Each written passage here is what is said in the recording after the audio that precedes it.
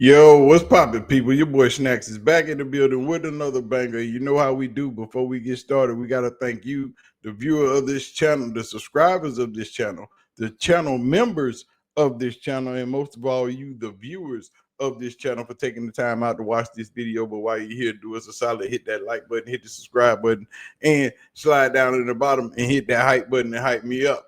You know what I'm saying? And you know we can't do nothing without giving a shout out to the beautiful ladies of the CU aunties who are always in the building, showing support, showing love. So if you see a CU auntie in the chat or in the comment section, make sure you say what's up, because we are always aunties. But let's get into this thing, man, because as you know, on yesterday, Shedeur Sanders made his NFL debut in the second half of the Browns-Ravens game, and it didn't go so well. Went okay, but it didn't go great. He wasn't all world. He wasn't the man. He didn't light it on fire.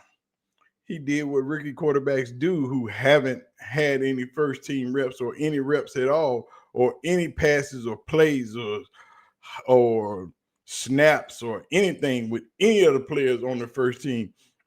And like I said, that was weird. And I've been telling y'all for a long time that it just ain't right.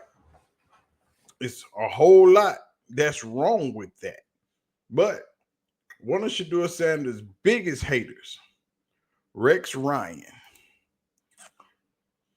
Rex freaking Ryan. Y'all remember Rex Ryan? The one that was screaming, you can't be going to sleep, or you need to sit in the front of the class, or you need to learn, and you need to do this, and you need to do that. That guy, Rex Ryan, the same one that was hooting and hollering, fussing and cussing about Shedeur Sanders. All of a sudden, he don't like what's going on in Cleveland either.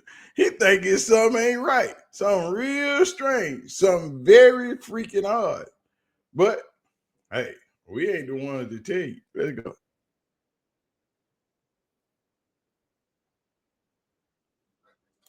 Browns leading 13-10. He gets hit hard, and he's going down.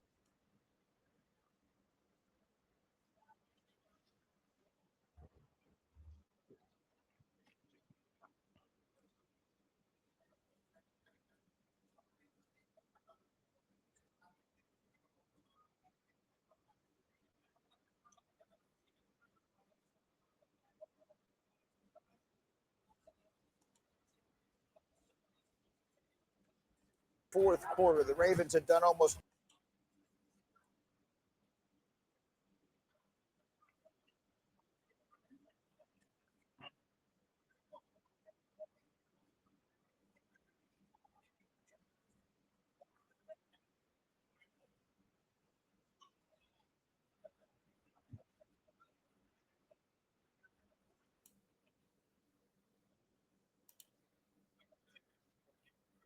and like, this really happened, on my watch.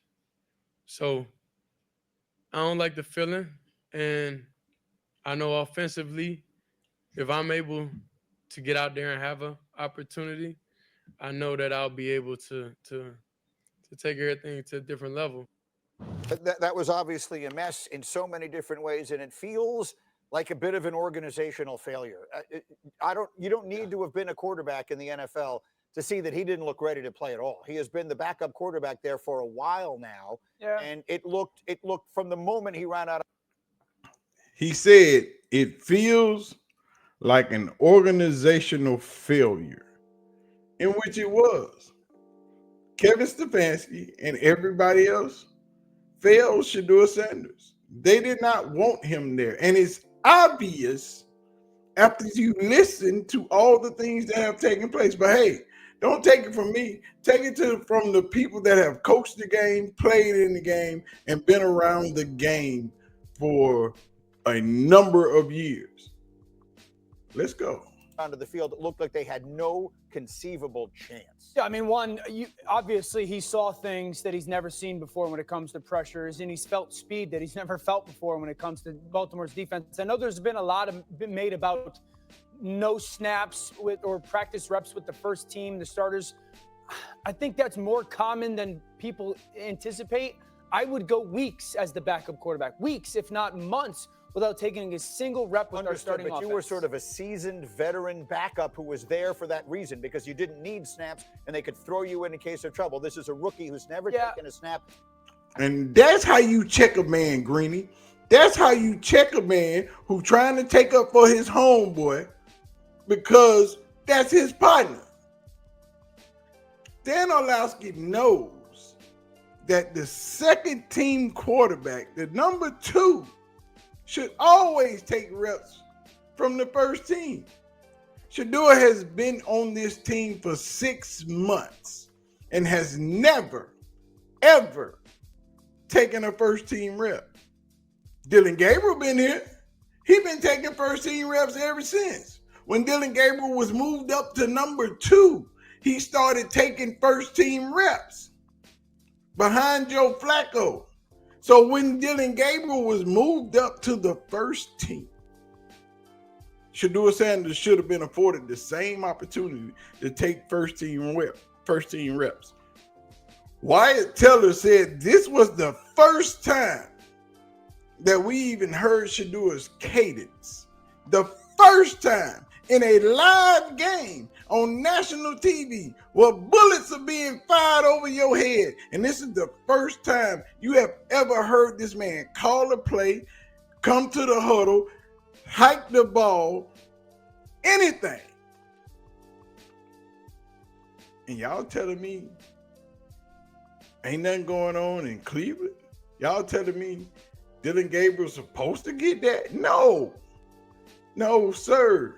But let's go. In an NFL game, it's also a rookie who's playing in front of him, who's only been playing for 6 games or so. So you're trying to get him ready. I don't think it's the perfect science. Though I think it's odd. So, yeah, it's a rookie playing in front of him. But you're supposed to be developing your rookie players. So if you developing one rookie and he getting all the work, but your other rookie is the man behind him, and you know at any given time, on any given Sunday, your first string quarterback could go down. And you didn't take the time to get your second string quarterback ready. Knowing that he's a rookie.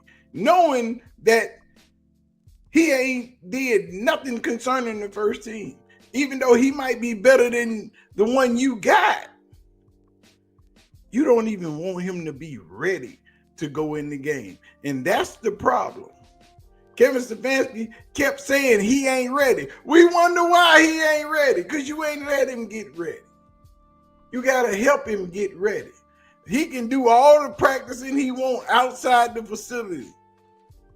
But if he ain't practiced with those players, took snaps from that center, seen those receivers run routes, handed off the ball to that running back, that's malpractice. That's a fireable offense. That Shedeur hasn't had a single snap of practice rep, yes, but I don't think it's something where everyone's making it out to be like, oh my gosh, he should be splitting the reps with Dylan Gabriel. Splitting is maybe too strong a word. I hear what you're saying, but D-Wood, what was it you said about the offensive? No, you don't have to split the reps, but you have to give him something. You have to give him some. Dylan Gabriel has been taking reps since he's been there. Even when Joe Flacco was the quarterback, when they was getting blown out, who did they put in the game in the fourth quarter to get a few snaps in, to get the feel of the game? But a few weeks ago when you was getting blown out and Dylan Gabriel was the quarterback, you didn't put Shedeur Sanders in the game. When you was winning, when you was blowing a team out, you didn't put Shedeur Sanders in the game. And y'all telling me Kevin Stefanski wants Shedeur Sanders there? Hell no. Lineman, when he came out there for the first time, they were hearing what? Can you explain that to me? Yeah, I mean, hearing his cadence for the first time, like Wyatt Teller, like I found that, like, coming out of halftime, it was the first time that their offensive line starting group had heard his cadence, which is in a game. That is very, very odd to for something like that. Yeah, we usually or whatever. Yeah, I mean, usually, listen, as a backup, you would have maybe on a Friday you might get a couple. To have the starting offensive line not hear your cadence at all is very, very it's very strange. For the Cleveland Browns, I find that very odd. Something there just doesn't seem right, Rex. No, 100% it doesn't seem right. And look, here's the thing, and is it the kid, or is it how you have treated this guy? Like, I don't know where the fine line is, but there's, certainly a disconnect. Like when. Oh, this the same guy that was talking about you ain't doing this and you ain't doing that. Y'all remember Rex? Yeah, that's him. Now all of a sudden, it's Kevin. Yeah, we were trying to tell you that the first time, fat fuck. It's Kevin. And when I see like this kid on the bench, this is after the game. Number one, it's not the 7th game of the World Series. You lost a game that nobody cares about. All right. And by the way, Lamar Jackson, a 2-time MVP, was looking for you. Like, go back in there, visit with Lamar or whatever, and then go back in with your teammates. Why is there such a disconnect here? Is it the kid's fault? Is it the organization's fault? I have no idea. All right. But I am going to say this. The only energy I saw in the entire stadium was when that kid popped on the field. Right. When Shedeur walked on the field, you know who was wanting to see him play? Fans. The dang fans. And you know who never cared? His teammates. What the hell is going on in Cleveland? Yeah. What is going on in Cleveland? And so to me, it's like, are you not giving this kid a chance from day one? Why the hell did you trade up for him in the first place? Who's running Or is it something about the kid that you can't stand? Who's I don't know. Scout team? How does the offensive line not have heard his cadence before? Yeah. Now, that's a good question, Dan. Who's running the scout team? Because if you're running the scout team, then the offensive line has heard your cadence before. So that means he ain't even been doing it. Kevin Stefanski just ain't been putting him in a situation to be good at all from the jump. Because Kevin Stefanski does not like Shedeur Sanders, does not want him on that team. Kevin Stefanski needs to be fired. But we shall see what happens. We don't give him any reps in a walkthrough and a 7-on-7.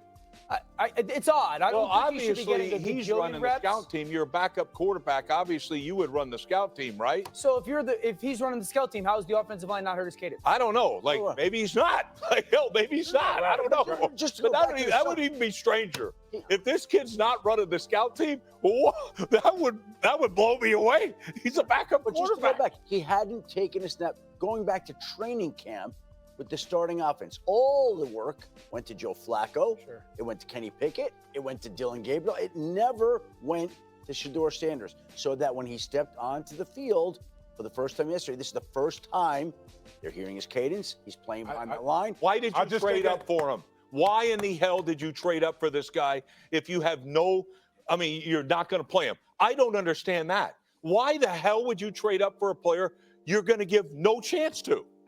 Makes no sense. That's the way it felt. And for any of you who didn't get to see the game, because it was on up against Kansas City and Denver and whatever else it is, it looked hopeless. It literally looked, and their defense played so well. Yeah. Carry Myles Garrett off the field on his shield after that game. He was unbelievable in that game, and they had no chance. So that's the situation in that division. The Ravens moved. Yeah. It's something strange going on in Cleveland. And now it's all coming out in the wash because a lot of NFL players, a lot of NFL coaches, a lot of players that used to play this game are asking the same freaking question. After this information is dropping, they want to know what the hell you doing, Kevin Stefanski. You can't say he don't know. He's knowledgeable. Remember, he's a 2-time coach of the year. He know what the hell going on. He know what to do. He know football. So apparently, that conspiracy don't seem all that far-fetched, do it? Or is it just Kevin Stefanski got something against Shedeur Sanders? But either way it go, it's all a fireable offense. Because Kevin Stefanski never put this player in a position where he could succeed. Therefore, he never put his team in a position where they could succeed if he was to enter the game unexpectedly, which happened on Sunday. And if we're not having that meeting this morning, as to why you haven't been doing your job in the proper manner, then everybody in Berea need to be fired. It need to be asses being spin out this morning, because you haven't been doing what's best for our organization and what's best for this team and what's best for these players, unless all of them are part of it. And if that's the case, then it's a fucking conspiracy. So which way you want to go? Either Kevin Stefanski was wrong, or all of them are in it, and it's a conspiracy against Shedeur Sanders. Take your pick. Either way it go, the shit ain't been right since day one, and we've been trying to tell everybody that.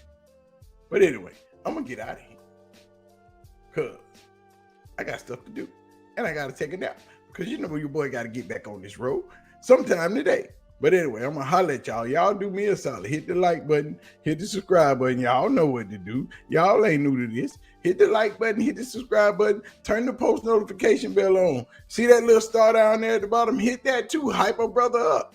You know what I'm saying? Do what we do. I'm gonna holler at y'all. I'm out of here. One love. Peace out.